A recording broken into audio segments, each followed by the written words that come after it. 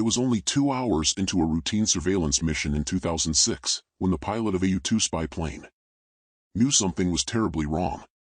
Sudden fatigue, difficulty breathing, and hallucinations had overwhelmed Kevin Henry, an experienced U-2 pilot. But as his cognitive abilities rapidly declined, Kevin did one of the most dangerous things one could do while flying at 70,000 feet. He opened the visor on his pressurized helmet, but the reason is not what you think. Kevin Henry's mission started like any other, by putting on his pressurized full-body suit. The U-2 pilot suit is basically a space suit, similar to what astronauts wear, because when cruising at the brink of space, the air pressure is so low that it can make your blood boil. Literally. It can also get pretty hot pretty quickly in an airtight suit, which is why the suit is connected to a cooling system from the time the pilot puts it on, during transportation and walking to the airplane, and finally hooked into the cooling system inside the cabin. But when fully pressurized, the space suit limits the mobility of the pilot. This is one of the reasons the U-2 cabins are pressurized, so the suit can be only partially pressurized as needed. And in the event of a sudden loss of cabin pressure, the suit has an automatic mechanism to fully pressurize. But the cabin pressure by itself doesn't create the most hospitable environment. When flying at 70,000 feet, the cabin pressure is equivalent to that at 29,000 feet, or what climbers experience at top of Mount Everest. But the air at these altitudes is so thin that each breath pulls in less than a third of the oxygen that you and I are breathing in right now.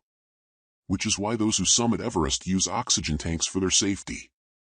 This explains why U-2 pilots also need to breathe in pure oxygen when flying. But what it doesn't explain is why U-2 pilots start pre-breathing oxygen at least 1 hour prior to their flight, before they even get into the cockpit. High-altitude pilots and scuba divers have two problems in common, number 1 and number 2.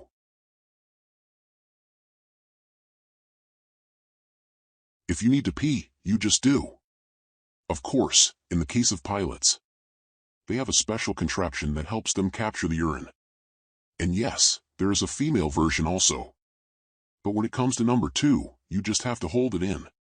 Which is not a big issue during a 1-hour scuba dive, but not feasible during a 9-hour flight. Which is why U-2 pilots go on a high-protein, low-residue diet 24 hours prior to takeoff. So everything that they eat can be almost completely absorbed from the gastrointestinal tract. During the flight, they can also drink and eat via a tube through a port in their helmet. Speaking of helmets and space suits. But number 1 and 2 aside, the real risk that both U-2 pilots and scuba divers face is decompression sickness. When you open the cap on a bottle of soda, the pressure inside the bottle is suddenly released, which allows the CO2 that was previously dissolved in the liquid under pressure to escape in the form of bubbles. Similarly, there are inert gases, mainly nitrogen, that are normally dissolved in our body fluids and tissues. But when the surrounding pressure is suddenly reduced, whether it's water pressure as scuba divers come to surface, or air pressure when U-2 pilots ascend, those inert gases start leaving the body in the form bubbles, or simply put, they boil, which in the human body can cause extreme pain, bruising, brain damage, and, without treatment, death. The potential for decompression sickness is not limited to U-2 pilots. The F-22 Raptor can cruise at altitudes greater than 60,000 feet.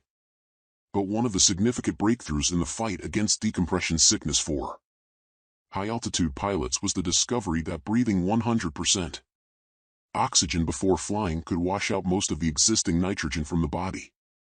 During oxygen pre-breathing, the nitrogen stored in tissue and fats moves into the bloodstream, then into the lungs, from where it leaves the body during exhalation. That guy is not just chilling there. He is pre-breathing oxygen to ensure a safe flight. Some U-2 pilots also perform enhanced pre-breathing, which includes a 10-minute exercise of their upper and lower body at the beginning. This causes additional blood flow and delivery of oxygen to major muscle groups, which has proven to enhance the rate of denitrogenation. This purge of nitrogen from the body means less risk of bubbles forming during the typical 9 to 12-hour missions that U-2 pilots fly. Of course, they continue to breathe pure oxygen during the flight as well. But back to Kevin, who now we know was experiencing symptoms of severe decompression. Sickness. Of course, he didn't know it at the time. But things took a sharp turn when he suddenly vomited inside his sealed helmet. Not only could he not see anymore, but the small holes that bring oxygen into his helmet were also clogged. He had no choice but to open the visor on his helmet in an attempt to wipe off all the goo. But with the helmet open, he was breathing air that was pressurized to only 29,000 feet, which has nearly no oxygen in it. This was Kevin's Everest. With his eyesight beginning to fade, colors turned black and white. And in his words, none of it made any sense anymore anyway. He knew something was terribly wrong, and he finally reached out to his home base in Beale Air Force Base for help. It didn't take long for the team at the Air Force Base to realize how severe Kevin's situation was. He had forgotten how to use the onboard computer system and couldn't remember how to punch in the necessary data into the autopilot to get himself back home.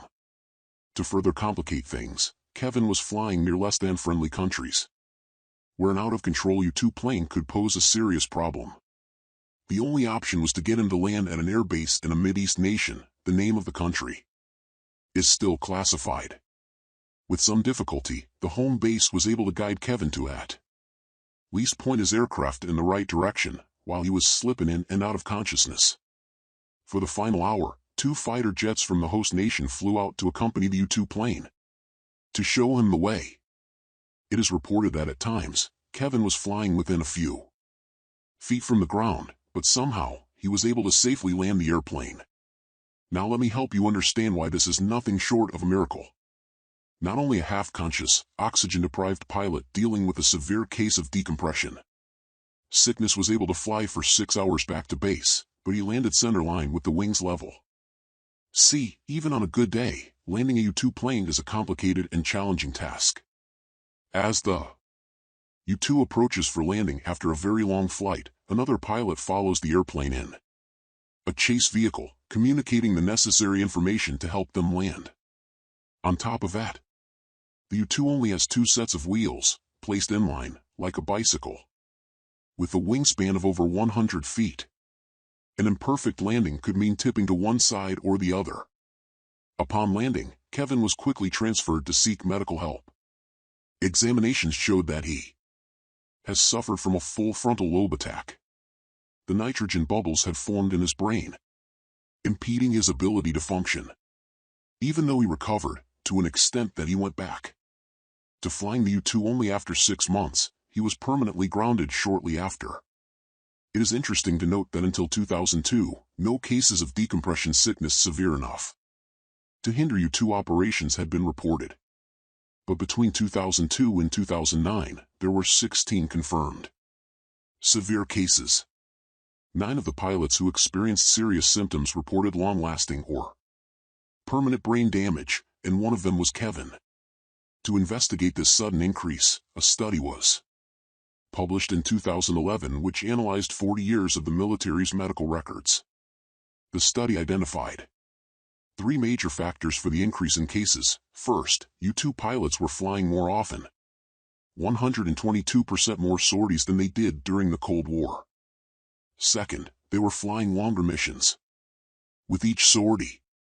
During the Cold War, most flights lasted less than 8 hours, but now they could last up to 12 hours. Both of these factors meant more frequent and longer exposure to environments that can cause decompression sickness.